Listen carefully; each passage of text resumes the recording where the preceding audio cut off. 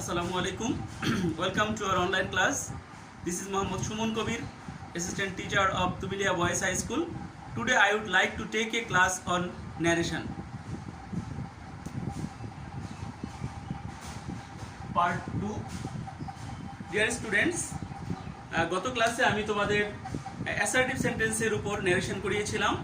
আজ তোমাদের করাবো যে ইম্পারেটিভ এবং ইন্টারোগেটিভ সেন্টেন্সের ন্যারেশনকে কিভাবে ডাইরেক্ট ন্যারেশনকে ইনডাইরেক্ট ন্যারেশনে পরিণত করতে হয়। তো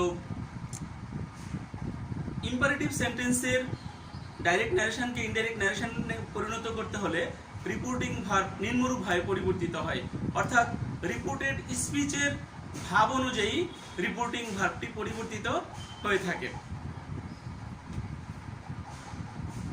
রিপোর্টিং ভার্ব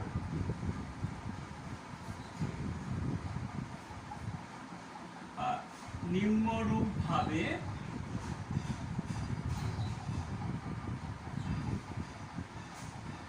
পরিবর্তিত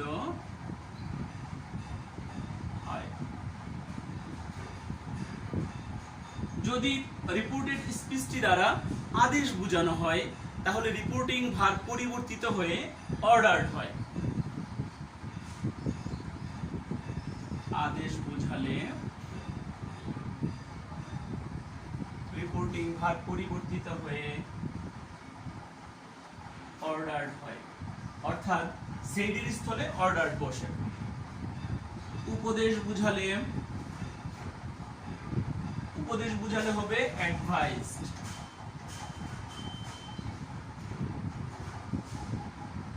অনুরোধ বুঝানো হলে রিকোয়েস্টেড।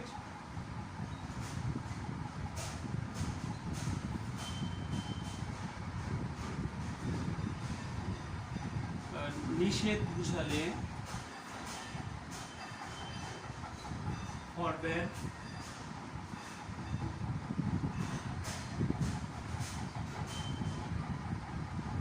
প্রস্তাব বুঝালে প্রপোজ।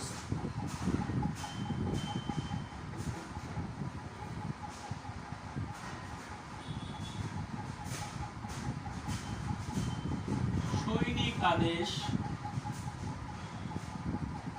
বুঝালে কমান্ডেড।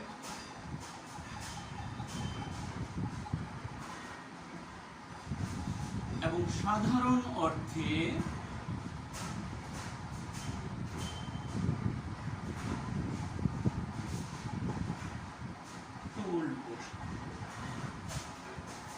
এবং ইনভার্টেড কমার স্থলে বসে।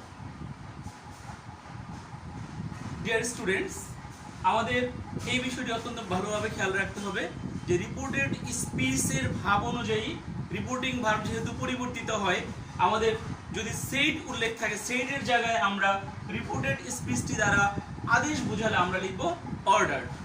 উপদেশ বুঝালে লিখব অ্যাডভাইস। অনুরোধ বুঝালে অর্থাৎ যদি প্লিজ, কাইন্ডলি এই জাতীয় কোনো কথা উল্লেখ থাকে আমরা সেইডের জায়গায় লিখব রিকোয়েস্টেড। এবং যদি ডু নট, এরকম ডোন্ট এই জাতীয় কোনো শব্দ দ্বারা উল্লেখ থাকে রিপোর্টেড স্পিচটিতে এবং নিষেধ বুঝায় তাহলে আমরা লিখব ফরবেড। এবং যদি প্রস্তাব বুঝায় যেমন লেটাস, লেটস এই জাতীয় শব্দ দ্বারা রিপোর্টেড স্পিচটি শুরু হলে আমরা লিখব প্রপোজড। এবং যদি সৈনিক আদেশ অর্থাৎ আর্মিদের কোনো কমান্ড এই জাতীয় কিছু উল্লেখ থাকে তখন আমরা রিপোর্টিং ভার্ব পরিবর্তন করে লিখব কমান্ডেড। এবং অনেক সময় দেখা গেছে সাধারণ ভাব বুঝায়, এটা আমরা আমাদের যদি মনে হয় যে এটি সাধারণ কোনো কথা তখন সেইডের স্থলে আমরা টোল্ডও লিখতে পারি এবং ইনভার্টেড কমার স্থলে টু বসে। ডিয়ার স্টুডেন্টস, এখন আমরা কিছু উদাহরণের মাধ্যমে যে ইম্পারেটিভ সেন্টেন্সের ডাইরেক্ট ন্যারেশনকে কিভাবে ইনডাইরেক্ট করতে হয় তা দেখব। He said to me, open the door. এক্ষেত্রে আমরা দেখতে পাই যে রিপোর্টেড স্পিচটি দ্বারা ওপেন দ্য ডোর অর্থাৎ এখানে আদেশ বোঝানো হয়েছে। তো যেহেতু রিপোর্টেড স্পিচটি দ্বারা আদেশ বোঝানো হয়েছে, তাই আমরা সেড টুর স্থলে অর্ডার লিখব। হি অর্ডারড মি, এবং ইনভার্টেড কমার জায়গায় টু লিখব, to open the door.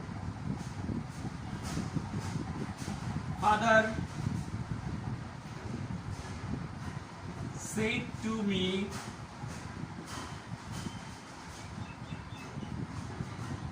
obey your teacher. এক্ষেত্রে আমরা দেখতে পাই যে রিপোর্টেড স্পিচটি দ্বারা ওবে ইউর টিচার অর্থাৎ তোমার শিক্ষককে মান্য করো, এটা একটা উপদেশ। যেহেতু এখানে উপদেশ বোঝানো হয়েছে, তাই আমরা সেড টুর স্থলে লিখব অ্যাডভাইসড, অর্থাৎ father advised me to obey my teacher.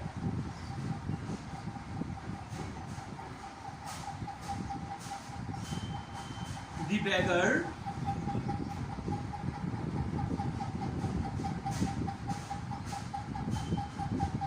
said to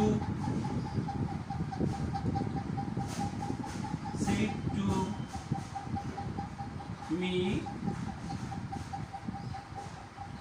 please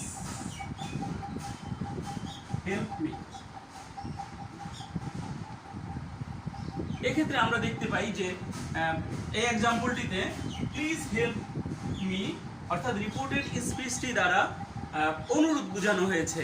যেহেতু এখানে রিপোর্টেড স্পিচটি দ্বারা অনুরোধ বোঝানো হয়েছে, সেহেতু আমরা এখানে রিপোর্টেড ভার্বের জায়গায় লিখব requested. The beggar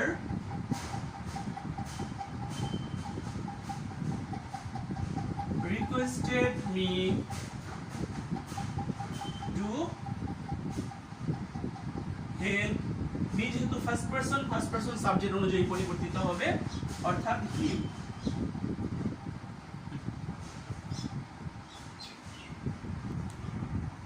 Teacher said to the students, do not run in the sun. এই এক্সাম্পলটিতে আমরা দেখতে পাচ্ছি যে রিপোর্টেড স্পিচটি দ্বারা do not run in the sun অর্থাৎ এখানে নিষেধ বোঝানো হয়েছে। অর্থাৎ রিপোর্টেড স্পিচ ডু নট দ্বারা যেহেতু নিষেধ বোঝানো হয়েছে, সেহেতু আমরা সেড টুর স্থলে লিখব ফরবেড। তাহলে teacher forbade the students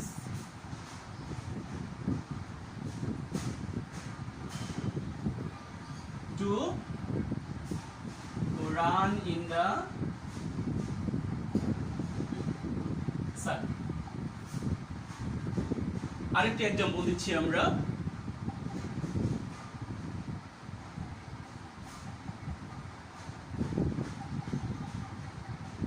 The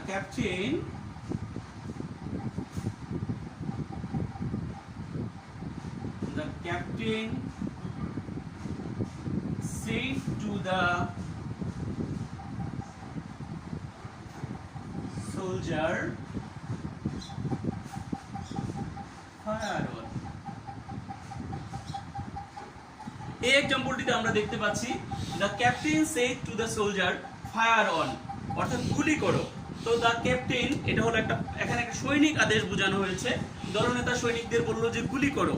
যেহেতু এটা সৈনিক আদেশ, তাহলে আমরা সেড টুর জায়গায় লিখব কমান্ডেড। সেড টুর স্থলে লিখব commanded.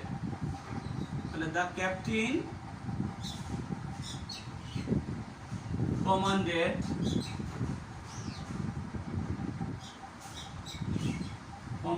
the soldier to fire on.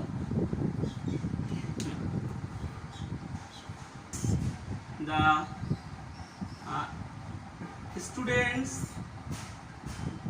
said to me let us arrange a picnic.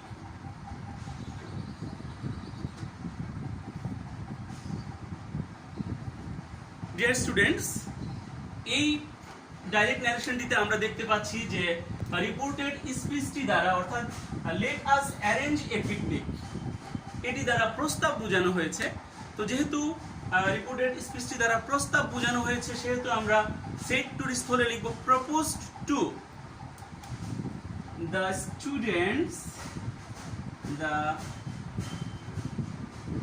students proposed to me that we should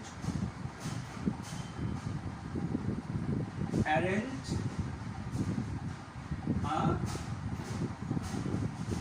picnic. অর্থাৎ যেহেতু প্রস্তাব বোঝানোর কারণে আমরা সেট টুর স্থলে লিখলাম প্রপোজড, এবং তারপর এইটা একটু ব্যতিক্রম, অন্য ইম্পারেটিভ সেন্টেন্স থেকে একটু ব্যতিক্রম। এক্ষেত্রে ইনভার্টেড কমার জায়গায় দ্যাট বসাইতে হবে, যেহেতু তারপর আমরা এখানে উই বসালাম এবং লেটের পরিবর্তে লিখলাম শুড, তারপরে ভার্ব থেকে বাকি অংশ। আরেকটি এক্সাম্পল দিচ্ছি, যেমন mother said to her son,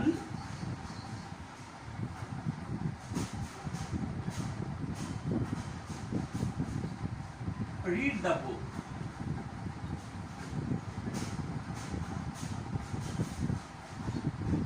এখানে রিপোর্টেড স্পিচটি দ্বারা বোঝানো হয়েছে রিড দ্য বুক, অর্থাৎ তুমি বইটি পড়ো। এটা অর্ডারও হতে পারে, আবার যদি আমি মনে করি যে মা তার সন্তানকে বললো যে পড়ো, এটা সাধারণ অর্থ বোঝানো হয়েছে, তাহলে এখানে আমরা অর্ডারও লিখতে পারি, আবার টোল্ডও লিখতে পারি। আমি ধরে নিই যে এটা সাধারণভাবে বোঝানো হয়েছে।